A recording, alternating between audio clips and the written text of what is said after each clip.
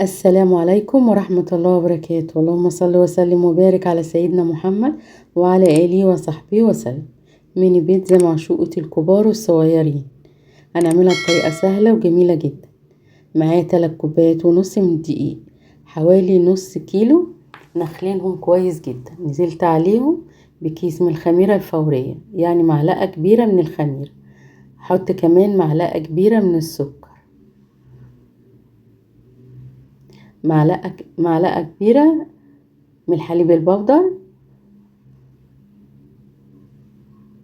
ونص معلقة من الكيك شيف، وربع معلقة من الملح. هقلبهم كويس جدا. بعد كده هنزل بمعلقة كبيرة من الخل، وربع كوباية من الزيت، يعني حوالي 3 معالق كبار من الزيت. معايا كوباية من المية الدافية. هبتدي انزل بس شوية بشوية لحد ما العجينة تلم معايا، على حسب بقى نوع الدقيق. هي اخدت مني حوالي كوباية كاملة، بس ببتدي انزل شوية بشوية. كل ما بتحتاج ببتدي انزل شوية، وابتدي بقى ادعكها بالشكل اللي انتوا شايفين ده لحد ما تتلم معايا كويس جدا والدقيق يختفي. تبقى عجينة كده كتلة واحدة، وتكون بتلزق في الايد على خفيف زي ما انتوا شايفين كده، وتكون ناعمة جدا. هدهنها بقى من على الوش ومن تحت كده بالزيت عشان ما تنشفش ولا تتشقق مننا. معايا كيس من اكياس التلاجة هغطيها بيه، حاجة تقيلة بقى عليها بفوطة كده، ونحطها بقى في مكان دافي لحد ما تخمر. طبعا عشان الجو حار ما بتقعدش اكتر من نص ساعة لساعة. وبعد ما خمرت معايا بقت بالشكل اللي انتوا شايفينه ده، اتضاعفت بالشكل اللي شايفينه ده، تلزق كده على خفيف. هرش بقى شوية دقيق وهنزل بيها وابتدي اعجنها كويس، وبعدين ابتدي افردها بايدي، وبعدين افردها بالنشابة.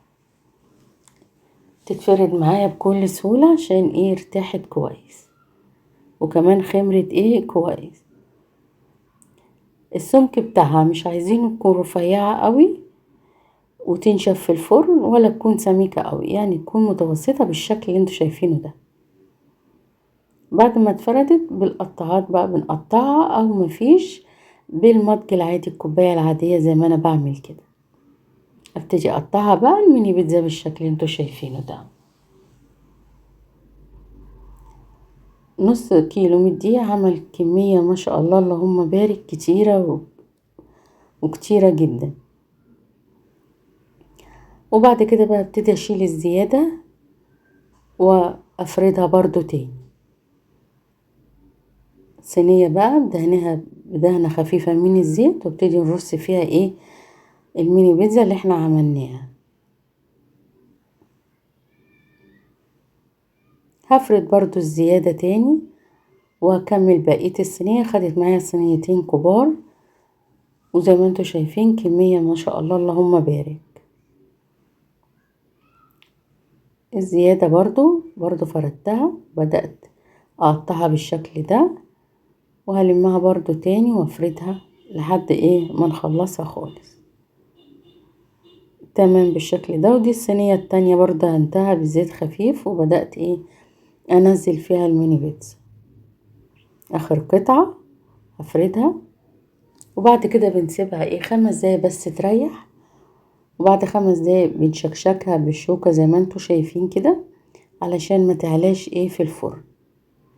هنعمل بقى الصلصة بتاعت البيتزا. معلقة كبيرة كانت من الثوم، معلقتين من الزيت، شوحهم كويس لحد الثوم يبتدي يطلع ريحة بتاعته.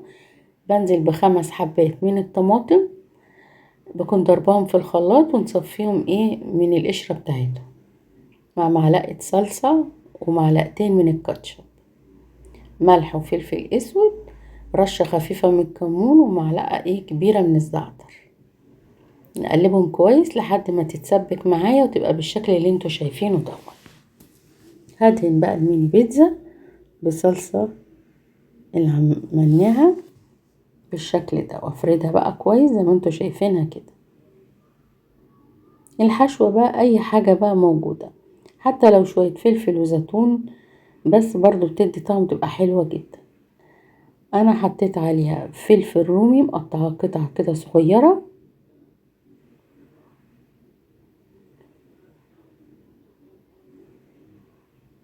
بعد ما دهنت كله قطع فلفل زي ما انتوا شايفينها كده مقطعه قطع صغيرة. وبعد كده برضو زيتون مخلي برضو مقطعه قطع صغيرة، بدأت احط برضو قطعتين قطعتين. يعني الحشوة ايه موجودة، اي حاجة تكون ايه موجودة. وبعد كده بقى انا حطيت عندي جبنة شيدر، حطيت شوية من الجبنة الشيدر،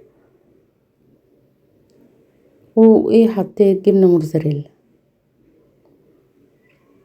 هنا بقى لما حطيت بقى الزيتون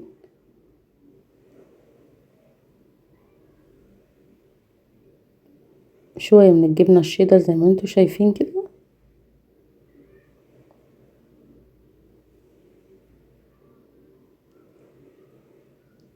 وايه وزعت عليها زي ما انتوا شايفين.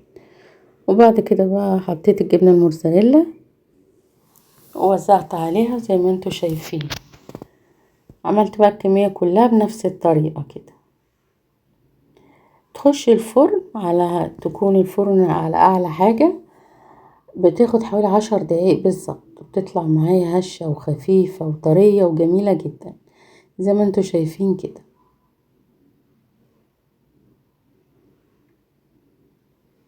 تبرد معايا وببتدي بنحطها في علب من علب التلاجة عشان تفضل معاكي ايه طرية وهشة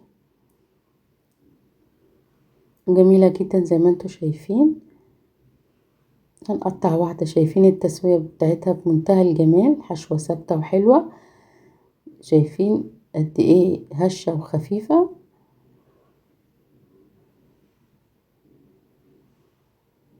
عملت معانا الكمية الحلوة دي ما شاء الله. هنشوف برضو ايه في الصينية التانية، نشوف التسوية تمام كده. هنشوف برضو الصينية التانية،